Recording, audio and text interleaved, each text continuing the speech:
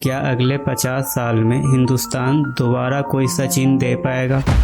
कोई इनके आसपास भी नहीं है कि एड तब चलेगी जब क्रीज पर सचिन बैटिंग कर रहे हो।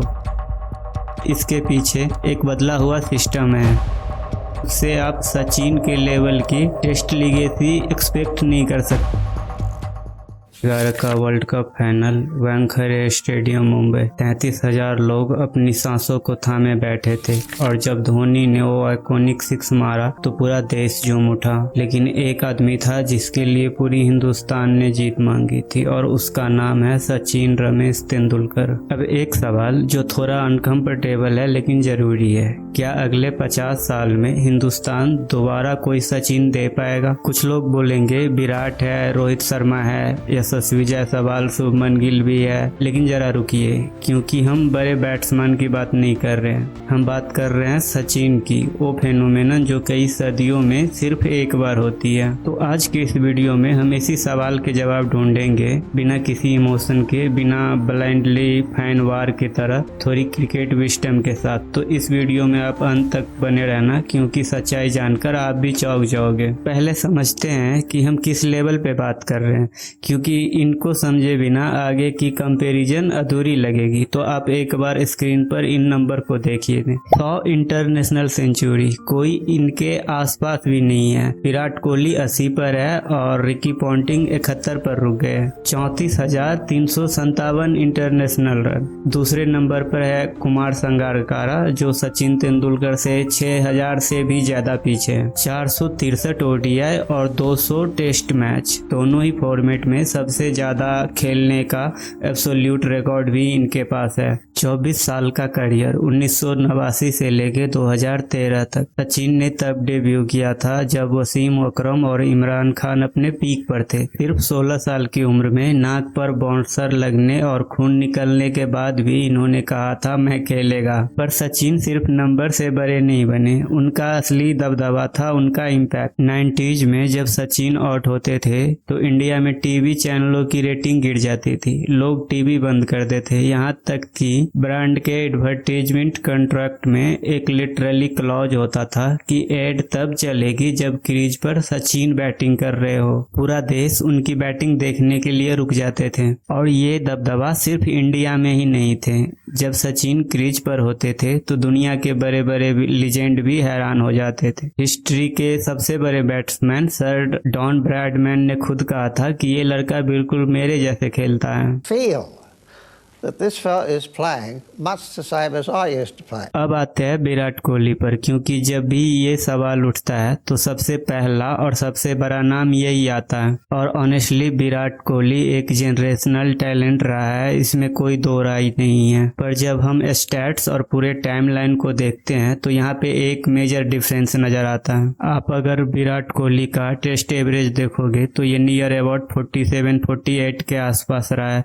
वहीं पे सचिन का टेस्ट एवरेज 53 के ऊपर है। ये 6 रन का डिफरेंस देखने में छोटा लगता है, लेकिन इसको 23 साल तक मेंटेन करना ये एक अलग ही लेवल है। हाँ, ओडीआई सेंचुरी के मामले में विराट कोहली सचिन से आगे निकल चुके हैं। ओडीआई में विराट कोहली के 5400 है, जबकि सचिन के सिर्फ 49 है। पर यहाँ है सबसे बड़ा कैच। विराट के करियर में 2020 से 2022 के बीच एक ऐसा फेज आया जब लगभग 3 साल तक उन्होंने ओडीआई में एक भी सेंचुरी नहीं मारी और टेस्ट में लगभग 4 साल का सेंचुरी ड्रॉट रहा, 2019 से 2023 तक। On the other hand Sachin Tendulkar अपने पीक के दौरान इतना लंबा गैप कभी नहीं लिया। उनका ग्राफ पूरे 2 दशक तक लगभग कंसिस्टेंट रहा। मगर इन नंबर से बड़ा एक और बोझ था जिसने सचिन को गॉड बनाया क्रिकेट का। 90s के इंडियन टीम को याद कीजिए। जब सचिन अगर सस्ते में आउट हो जाए तो लोग टीवी बंद कर देते थे, क्योंकि उनको पता था मैच खत्म है लिटरली। विराट कोहली को अपने पूरे करियर में रोहित शर्मा, महेंद्र सिंह धोनी, शिखर धवन, केएल राहुल जैसे वर्ल्ड क्लास प्लेयर का साथ मिला। पर सचिन वो कई सालों तक पूरे देश की उम्मीद का बोझ अकेला अपने कंधों पर लेकर चलते रहे। उनके सबसे बड़े पार्टनर राहुल द्रविड़ ने खुद ये कहा कि जब सचिन बल्लेबाजी करने जाते हैं तो पूरे 1 अरब लोगों की उम्मीदों का बोझ उठा रहे होते हैं और और 24 साल तक उन्होंने बिना किसी शिकायत के इस प्रेशर को संभाला। इसमें कोई दो राय नहीं है कि विराट कोहली एक अग्रेसिव और बड़े ही कमाल के प्लेयर हैं, लेकिन सचिन का वो लोनली हीरोइज्म एक अलग ही दास्तान है। अब बात करते हैं उस सच की जिस पे शायद आपका ध्यान नहीं गया हो, सचिन के बाद दूसरा सचिन क्यों नहीं आया। और सच तो ये है कि इतने बॉडी बिल्डिंग और इंफ्रास्ट्रक्चर के बाद अब कोई आएगा भी नहीं। इसके पीछे कोई किस्मत का खेल नहीं है, इसके पीछे एक बदला हुआ सिस्टम है। सचिन के दौर में फॉर्मेट सिर्फ एक ही था, प्योर क्रिकेट। या तो आप टेस्ट में लड़िए या तो आप ओडीआई पे फोकस कीजिए। पूरा ध्यान टेक्निक में था। पर अब साल के 2-3 महीने सिर्फ आईपीएल को जाता है, और अगर आप ग्लोबली इन डिमांड प्लेयर हो तो बीबीएल, पीसीएल जैसे कई बड़े लीग को मिलाकर अब आप साल में 200 से ज्यादा T20 मैच खेल रहे हैं। और T20 cricket technically brilliant player नहीं बल्कि डिस्ट्रक्टिव इंटरटेनर मांगता है। अगर सचिन आज 16 साल के होते तो उन्हें अपनी टेक्निक पॉलिश करने का वक्त ही नहीं मिलता। उससे पहले कोई फ्रेंचाइजी उसको करोड़ों रुपए देकर उन्हें खरीदती और उन्हें अपने पोटेंशियल तक पहुंचने से पहले ही एक ब्रांड बना दिया जाता। सचिन ने 1989 में डेब्यूट किया, जब कोई 24 घंटे न्यूज साइकिल या ट्विटर पे निर्देशक नहीं होते थे। एक मैच खराब होता था तो लोग शांति से अगले मैच का इंतजार करते थे। आज अगर शुभमन गिल 1 या 2 सीरीज में खराब खेले तो ट्विटर पे ओवररेटेड ट्रेंड करने लग जाता है। लोग उनके डोमेस्टिक के सारे रिकॉर्ड भूल जाते हैं। आप पृथ्वी शॉ का एग्जाम्पल देखिए, एक ऐसा फेनोमेनल रॉ टैलेंट जिसे शुरुआती में अगला सचिन कहा गया, लेकिन बाद में बेहिसाब ऑनलाइन ट्रोलिंग ने उसे मेंटली तोड़ के रख दिया। आज के प्लेयर के पास बिना पब्लिक जजमेंटल के अपने कमियों पे चुपचाप करने का वो लग्जेरियस है ही नहीं। सचिन के गुरु रमाकांत विकेट पर एक सिक्का रखते थे और बोलते थे कि अगर तू पूरी सीजन में नहीं आउट होगा तो ये सिक्का तुम्हारा। और सचिन तेंदुलकर ने ऐसे 13 सिक्के जीते थे। वो एक पैसेंस लॉन्ग टर्म कोचिंग का दौर था। आज पूरे देश में 1500 से ज्यादा क्रिकेट एकेडमीज है, पर बीसीसीआई सर्टिफाइड लेवल 3 कोच 400 से भी कम है। इन मॉडर्न एकेडमीज का टारगेट टेक्स्ट बैटमैन तैयार करना नहीं है, उन्हें बस एक प्रोडक्ट बनाना है जो कि आईपीएल ऑक्शन पूल के लिए रेडी हो। सचिन ने अपने पूरे करियर में Wasim Akram, Waqar Younis, Glenn McGrath, Shane Warne और कोटली एम्बोस जैसे लेथल बॉलर के खिलाफ कंसिस्टेंटली खेले। शेन वॉर्न जैसे जादूगर पूरे इंटरनेशनल करियर में सचिन तेंदुलकर को सिर्फ 14 बार आउट कर पाए। आज पूरे वर्ल्ड में लगभग 3 या 4 टीम ऐसी है जो क्वालिटी टेस्ट क्रिकेट खेलती है, और शेड्यूल में टेस्ट का रेशियो लगभग आधा हो गया है। जो सिस्टम और प्लेयर खुद को सिर्फ T20 क्रिकेट के लिए ऑप्टिमाइज करेंगे, उससे आप सचिन के लेवल की टेस्ट लीगेसी एक्सपेक्ट नहीं कर सकते हो। और ये मैथ बहुत सिंपल है। और अब बात करते हैं आज के दौर की टैलेंट की, और ये जेन्युइनली एक इंटरेस्टिंग टेरिटरी है, क्योंकि इंडिया में कल भी टैलेंट की कमी नहीं थी और आज भी टैलेंट की कमी नहीं है। तो सबसे पहला नाम जो आता है वो है यशस्वी जायसवाल का। जायसवाल ने इंटरनेशनल क्रिकेट में आते ही जो तबाही मचाई है, उसने पूरी दुनिया को हैरान किया।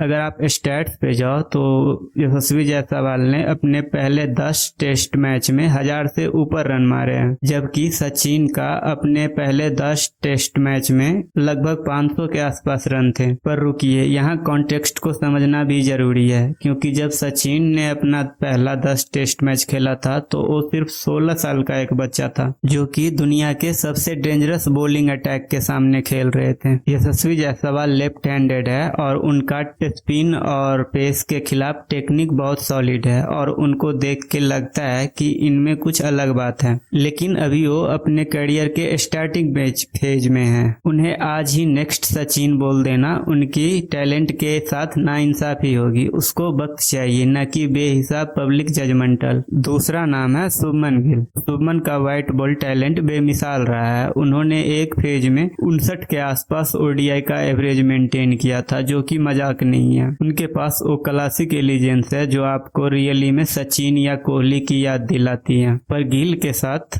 सबसे बड़ी दिक्कत उनकी स्टैट्स नहीं बल्कि ये लेबल है। उन्हें शुरुआत में ही the prince, next Kohli, next Sachin बोल दिया गया, और जब एक यंग प्लेयर पर पूरे देश के लिगेसी का बोझ इतना ज्यादा पड़ जाए तो अपना नेचुरल गेम खेलना भूल जाते हैं कई बार। इस पूरे सिस्टम को समझने के लिए हमें रोहित शर्मा का केस स्टडी देखना पड़ेगा। रोहित शर्मा को 2007 से ही एक जनरेशनल टैलेंट माना जाता है। उन्होंने 2007 के T20 वर्ल्ड कप में अपना लोहा मनवाया था, पर उन्हें टेस्ट क्रिकेट में सेटल होने के लिए कितना समय लगा? पूरे 12 साल। जब तक कि वो 32 साल की उम्र में ओपनिंग करने नहीं आए तब तक रेड बॉल करियर एक सवाल या निशान ही रहा था। और यहीं से पूरे सिस्टम का सबसे बड़ा सच है, इंडिया में टैलेंट हमेशा से रहा है, पर टैलेंट को सही वक्त पर सही जगह नर्चर करने में सिस्टम कॉन्स्टेंटली काम नहीं कर पाई है। रोहित शर्मा जैसे मेगा टैलेंट को अपनी सही पोजीशन ढूंढने में 10 दिन लग गए। वहीं पे सचिन तेंदुलकर एक नए ग्राउंड पे कंफर्टेबल होने